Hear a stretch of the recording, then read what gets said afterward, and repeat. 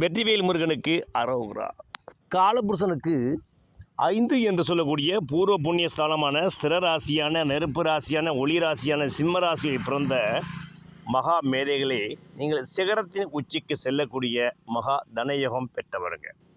பிறவிலே இயற்கையிலே உங்களுக்கு இப்பிரபஞ்சம் மகா தனயோகத்தையும் பதவி யோகத்தையும் பெரும் பணக்கார யோகத்தையும் செல்வாக்கு யோகத்தையும் கொடுக்கும். ஏனெனில் உங்கள் ராசிக்கு 12ஆம் வீட்டில்தான் காலபுருஷனுக்கு 9 கூடிய குருபாவான அதி உச்சம் பெறும் மகா பாக்கிய யோகம் பெற்ற ராசி. அதனால்தான் பல சிம்ம ராசிக்காரங்க பந்தடம் மகா ராஜயோகம் பெற்றதாகவும் பேரரசராகவும் பெரும் புகழ் பெற்றவர்களாக பிறவிலே இருக்கிறவங்க. நீங்கள் பூர்வ புண்ணியம் பெற்றவருங்க, அதாவது அம்பிகையின் அருளாசி பெற்றவருங்க, ஸ்ரீ சமயபுத்தாரின் பொருளாசியும் பெற்றவருங்க. இந்த சிம்மத்து உதித்த மகா சிகரங்கள் என்றே கூறலாம். சூரியனின் புத்திரர்கள்.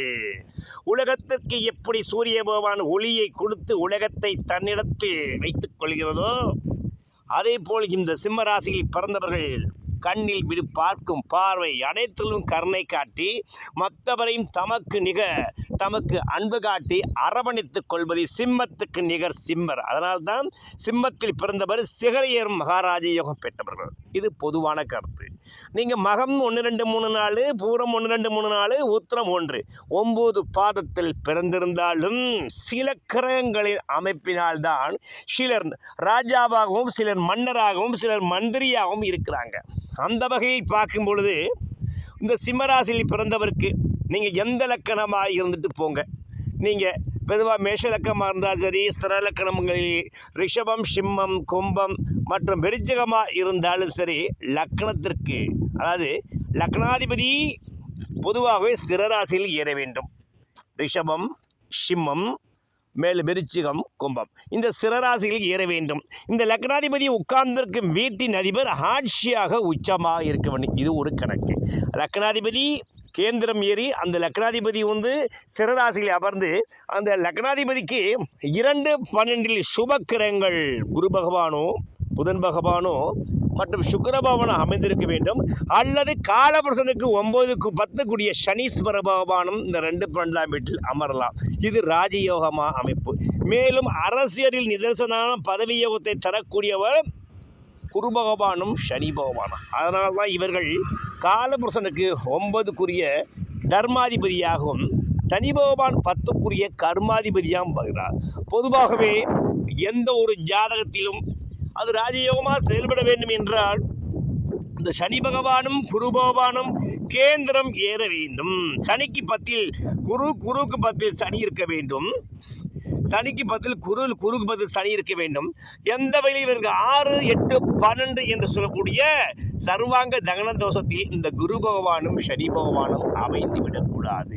இப்படி அமைந்துவிட்டால் இவர் சினிமா துறையிலும் அரசியலிலும் பகடைக்காயாய் ஆகிவிடுவார்கள். பொதுவாகவே சரராசிகளான சரலக்கணங்கள் மேசராசி, கடகராசி, துலாம் ராசி, மகர் ராசி. சரராசியில் சூரிய பகவான் மேசராசியில் உச்சபலமும், கடகராசியில் குரு பகவான் உச்சபலமும், துளாராசியில் சனி பகவான் உச்சபலமும், மகர் ராசியில் செவ்வாய் பகவான் அதி உச்சம் பெறுகிறார். அதனால்தான் இந்த சரராசிகளில் 9 கூடிய காலபுருஷனுக்கு குரு பகவானோ 10 கூடிய சனி பகவானோ அமைந்திருந்தால்தான் இவர்கள் நாடாளு மன்னராக மத்திய வயதுக்கு பிறகு மன்னாதி மன்னராய் வரும் பெரும் புகழ் பெற்றவராய் இருப்பார். இப்படிப்பட்டவர் இக்கலியுகத்தில் இப்பூமியில் மகாராஜா யோகத்தை அனுபவிக்க கரும்பாம்பு என்று சொல்லக்கூடிய ராகு பகவான் 1ஆம் இடம் 4ஆம் இடம் 7ஆம் இடம் 10ஆம் வீட்டில் அமர்ந்து குரு பகவான் பார்வை பெற்றிருக்க வேண்டும். அது ராகுவுக்கு 9ஆம் வீட்டில் சனி பகவான் அமைந்திருக்க வேண்டும். அல்லது ராகு பகவான் குரு பகவானின் சாரம் பெற்று அமர்ந்திருந்தால் விசேஷ சனயோகத்தை இந்த ராகு பகவான் தன்னுடைய திசையில் வாரி வழங்கி மெகா தனயோகத்தையும் விவிஐபி லிஸ்டில் சேர்த்து அகில இந்திய அளவில் உங்களை அரசியலை தனி கட்சி ஆரம்பித்து மிகப்பெரிய மன்னாதி மன்னராக முடிசூடா மன்னராக வரக்கூடிய ராஜயோகத்தை இந்த ராகு பகவான் இவர்களுக்கு செய்தே தீர்வார். அந்த வகையில் புலிப்பாணி சொல்லும் பொழுது பேசும் அந்த கேந்திரத்தில் ராகு நிற்க பிரபலனா ராஜாக்கள் சேவையுள்ளோ பேசுகின்ற தனமடைத்து சீமானாகி விதரணையா வாழ்ந்திடுவான். இன்னது கேளு தேசபெரு பட்டாடை அணிகள் சேர்ப்பன் தேவிட்டாத வாழ்க்கையுள்ளோன் திரண்ட கேத்தே மாசில்லா மன்னமனாய் பலனால் மட்டும் என வாழ்ந்திருப்பாய் என உரைத்தோர் முனிவோர் தானே என்று புலிப்பாணி சித்தர் கூறிய போல தசம கேந்திரமான 4ஆம் இடம் 7ஆம் இடம் 10ஆம் இடம் என்று சொல்லக்கூடிய கேந்திர ஸ்தானத்தில் ராகு பகவான் அமர்ந்திருந்து அம்சா ராசியில் இந்த ராகு பகவான் உட்கார்ந்திருக்கும் வேண்டி ஆட்சி உச்சமாக இருக்க வேண்டும். அதனுடன் குரு பகவான் பார்க்க வேண்டும் அல்லது குரு பகவான் இணைய வேண்டும். இது விசேஷ மகா தனயோகம் ஆகும். இப்படிப்பட்டவர்களுக்கு அம்சா ராசியில் இந்த கரும்பாம்பு என்று சொல்லக்கூடிய ராகுவுடன் சுக்கிர பகவானோ சனி பகவானோ இணைந்து கடகராசியிலோ மகர் ராசியிலோ அல்லது ரிஷப ராசியிலோ சுக்கிரன் சனி ராகு அமைந்திருந்தால் இந்த ஜாதகர் தான் மன்னாதி மன்னராக பெயர் புகழ் போற்றும் தென்னராக அகில உலகம் போற்றும் அமைச்சராக அரசியல் நிதர்சனமாக கொடிகட்டி பறக்கும் மகா தனயோகம் பெற்று அனைவருக்கும் சிம்மச் சொப்பனமாக விளங்கும் மகா தைரிய யோகம் பெற்றவராய் இருப்பார். இப்படிப்பட்டவர்கள் சிம்ம ராசியிலே பிறந்து அவர் அமாவாசையில் பிறந்தால் இன்னும் அதீத தனயோகத்தை கொடுக்கும்.